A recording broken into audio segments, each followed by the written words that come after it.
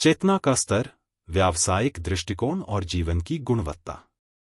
चेतना और स्वाध्याय, शास्त्रों और आत्मा का अध्ययन। परिचय।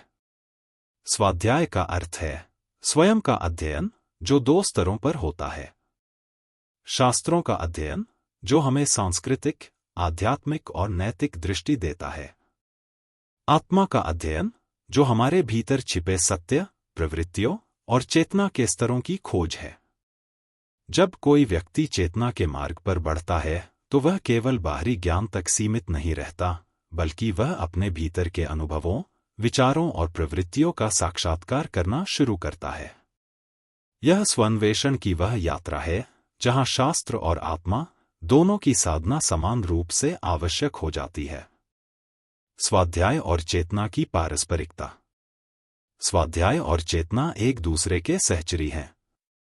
स्वाध्याय के बिना चेतना दिशाहीन हो सकती है और चेतना के बिना स्वाध्याय केवल जानकारी तक सीमित रह जाता है। स्वाध्याय का उद्देश्य है ज्ञान का आत्मसात। जब कोई व्यक्ति गीता, उपनिषद, योग सूत्र या किसी अन्य महान ग्रंथ का पाठ करता है तो वह केवल शब्द नहीं पढ़ता, बल्कि उन शब्दों के पीछे छिपे भाव, अर्थ और आत्मिक स्पंदन को अपने भीतर जागृत करता है। शास्त्रों का स्वाध्याय, ज्ञान की आंतरिक रोशनी। प्राचीन भारतीय परंपरा में शास्त्रों को प्रमाण माना गया है, जो सत्य को प्रमाणित करते हैं और मार्गदर्शन देते हैं। गहराई से किया गया शास्त्र स्वाध्याय व्यक्ति को उसके मानसिक भ्रम, दोषपूर्ण मान्यताओं और अधूरी समझ से बाहर निकालता है। यह श्रद्धा और विवेक का समन्वय स्थापित करता है।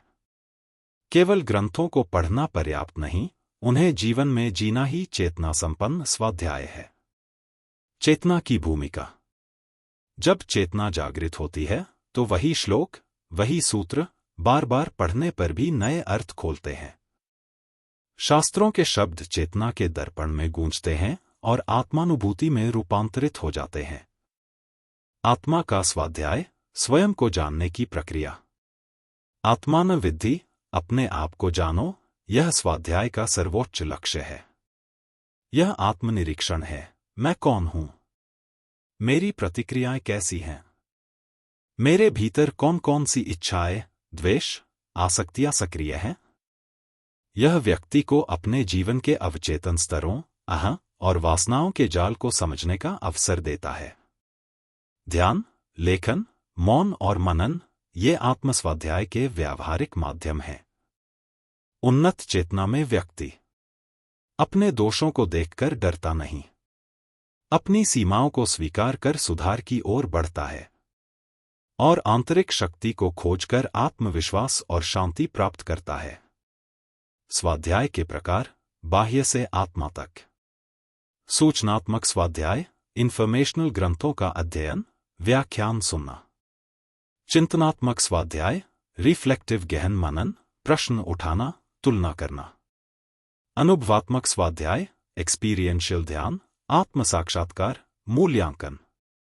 प्रभावी स्वाध्याय, ट्रांसफॉर्मेशनल जीवन शैली, संबंधों और कर्मों में बदलाव लाना। जब ये चारों स्तर चेतना के साथ एकीकृत हो जाते हैं, तब व्यक्ति ज्ञान से जीवन तक की यात्रा पूर्ण करता है। व्यावहारिक जीवन में स्वाध्याय। नेतृत्व में, जो नेता स्वयं की सीमाओं, शक्तियों और मानसिक प्रवृत्तियों को जानता है, वह अधिक संवेदनशील और नैतिक निर्णय लेता है। शिक्षा में, शिक्षक और छात्र जब आत्मविश्लेषण को महत्व देते हैं, तो शिक्षा केवल अंकों की दौड़ नहीं रहती, बल्कि मूल्यपरख बन जाती है।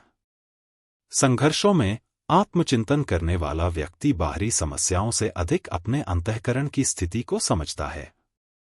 स्वाध्याय और अंतःप्रेरणा का विकास। जैसे जैसे स्वाध्याय गहरा होता है, व्यक्ति की इंट्यूशन यानी अंतःप्रेरणा तीव्र होती है। वह कब बोलना है, कब चुप रहना है, क्या करना है, क्या त्यागना है, ये बातें भीतर से जानने लगता है। यह चेतना और आत्मज्ञान की संगति का परिणाम है। सारांश। स्वाध्याय चेतना का दर्पण है। यह शास्त्रों के माध्यम से दिशा देता है और आत्मा के माध्यम से गहराई। जब कोई व्यक्ति नियमित और जागरूक स्वाध्याय करता है, तो उसका जीवन दिशायुक्त, संतुलित और तेजस्वी बनता है। चेतना और स्वाध्याय मिलकर उस अंतर यात्रा को संभव बनाते हैं जिसमें व्यक्ति बाह्य जानकार से आंतरिक ज्ञानी की ओर बढ़ता है। धन्यवाद। Madan Mohan, global humanity mission.